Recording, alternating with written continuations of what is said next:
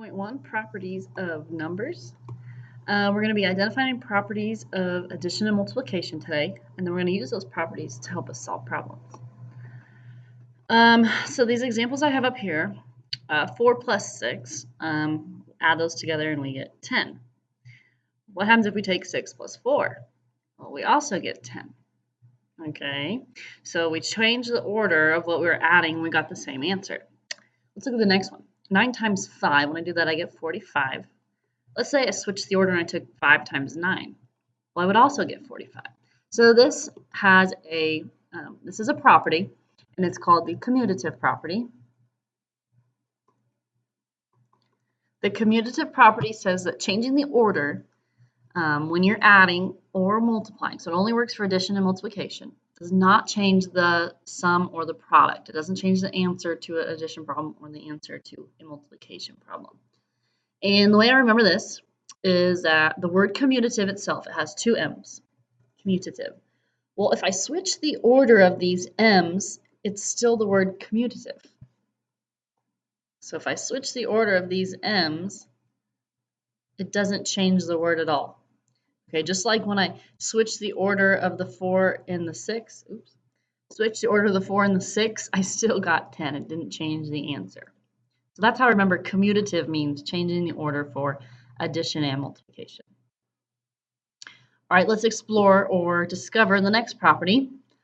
I have 2 plus 7 and then plus 3. So 2 plus 7 are in parentheses, so I want to do that first. And when I do that, I get 9. And when I take 9 plus 3, I get 12. Over here, same order. I still have 2, a 7, and a 3, and I'm still adding. So just like over here, but what has changed? Now my parentheses are around the 7 and the 3. So if I add the 7 and the 3 first, I get 10. 2 plus 10 is 12. Oh my. So change the parentheses, didn't change anything else, and I still got the same answer for addition. Let's look at multiplication. I have 9 times 4 and then times 5. So 9 times 4 is in parentheses. When I multiply that, I get 36. And then if I take 36 times 5, I get 180. Over here, look at the order. It's still a 9 and then a 4 and then a 5, and it's all being multiplied. But now the 4 and the 5 are grouped together first. So I want to multiply them and I get 20. 20 times 9, that's also 180. Okay, so what is this property called? This is the associative property of addition and multiplication. And what it's saying is you can change the grouping when you're adding or multiplying only, not only adding or multiplying, not subtraction or division. And it does not change the sum or the product. Okay, so everything, the order stayed the same, 9 times 4 times 5, 9 times 4 times 5, but the grouping switched. And the way I remember this is you can move the parentheses.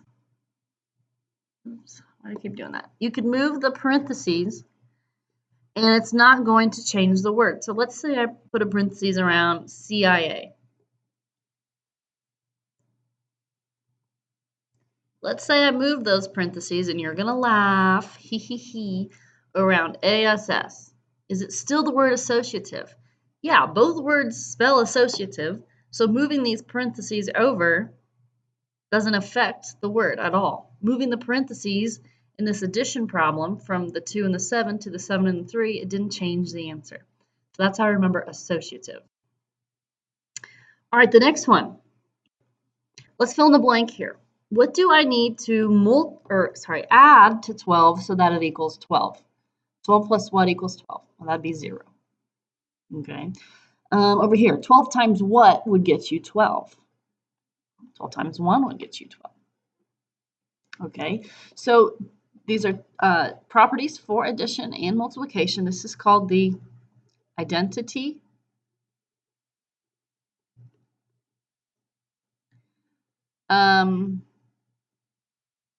I don't know what this is supposed to be. Identity and I guess for addition and multiplication. I'm not really sure what the fill in the blank was. So what it's saying is the sum of any number and 0. So adding a number and 0 is always going to get you the original number. the product of any number and 1 is always going to get you the original number. So it didn't matter what 12 was. If I add 0 to anything, it gets me that original number back. If I multiply anything by 1, I get that original number back. This is called the identity property of addition and multiplication. It doesn't change the identity, right? So here's me, my hair, my arms. Yes, I have hair and arms. And I add 0 to me. I haven't changed. I keep my identity. I'm still me. And let's say here's a turtle. And I take that turtle times 1. I still get that turtle's identity. Okay, terrible examples, I know. But the turtle's keeping his identity when he's multiplied by 1. I'm keeping my identity when I'm added with 0. Okay, so keeps the identity. 12, to keep his identity, you have to add 0. 12, to keep the identity, you have to multiply by 1. So let's start identifying properties. Name each property that is shown. So the first one is 5 times 7 equals 7 times 5. So what I want to do is look at both sides of the equal sign. What's different on the right side from the left?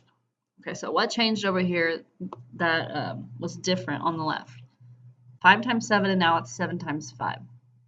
Well, they're still the same numbers, they're still multiplying, but the order switched between the 5 and the 7.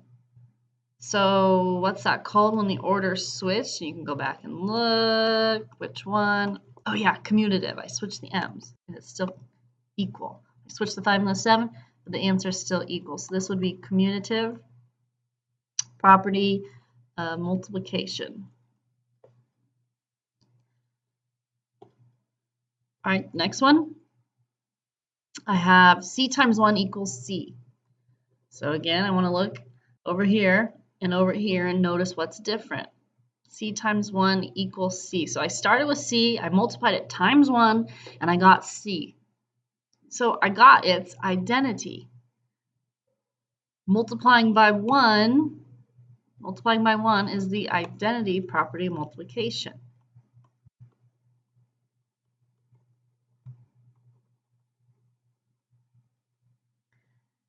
And the next two, I want you to figure out what property is in C and what property is in D.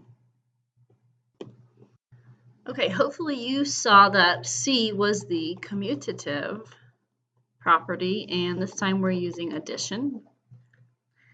Switching the order of 7 and A makes it equal to each other. And down here, hopefully you got the, change colors so that I keep my order, the associative property. Please don't abbreviate associative after the second S. Go all the way to the C. And it's multiplication. Okay, associative property of multiplication. Because we're multiplying all of these, the order didn't change. It was still 5 times x times y on both sides. But what changed is the parentheses are no longer around the last two. Now they're in front of, or now they're on the first two. So that'd be the associative property of multiplication. Okay, so we're going to be using these properties to help us solve problems. And these problems involve either adding 3 numbers or multiplying 3 numbers.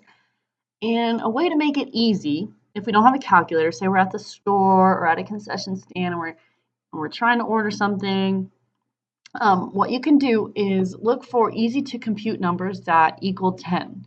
So we're trying to find groups of 10 or a multiple of 10, like 20, 30, 40, 50, 60, 100, since those are easier to compute mentally. Okay, so like for instance, on this problem, I have 81 plus 6 plus 9. Doesn't seem very easy right now, 81 plus 6, and then I got to take it plus 9. I got to think a bit harder.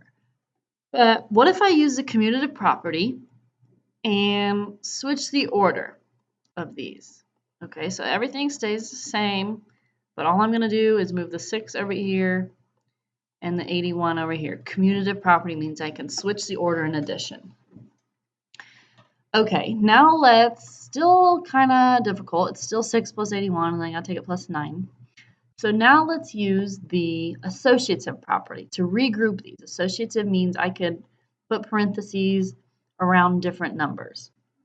So instead of the parentheses around the first two, let's put the parentheses around the last two, 81 and 9. Everything else stays the same, 6 plus 81 plus 9. I just move the parentheses.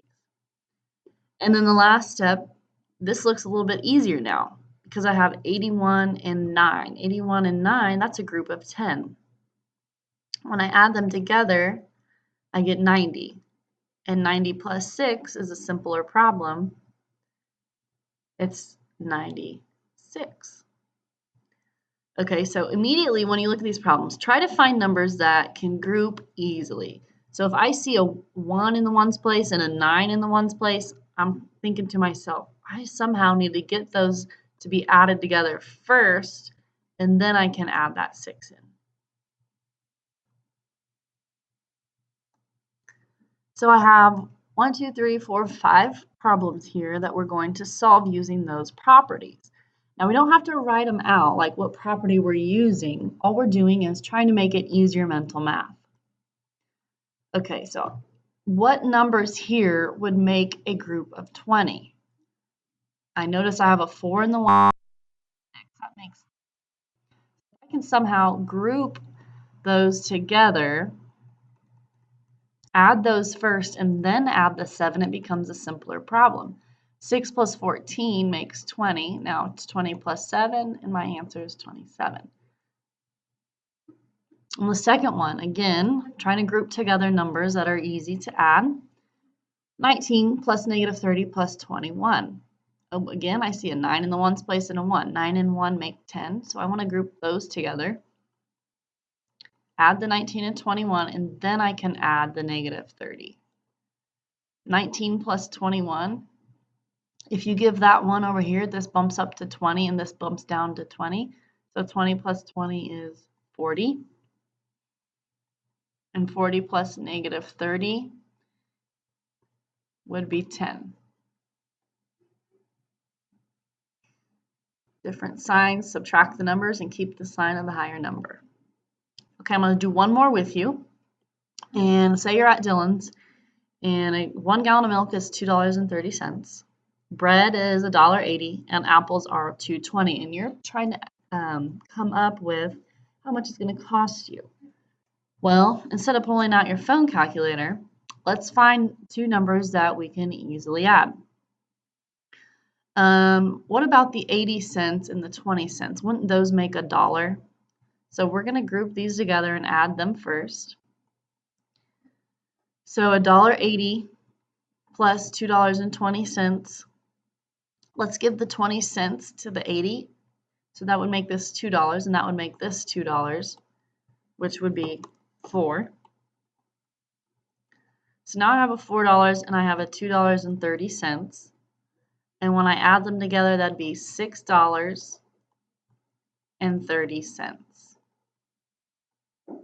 So that became a lot simpler problem than typing in all three of these numbers into my calculator. Okay, I want you to try the last two. Don't use a calculator.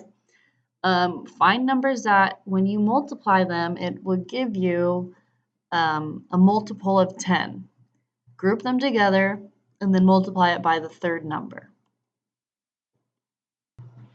All right, I hope you saw that in the first one, we can group together the 4 and the 5, because 4 times 5 would make 20.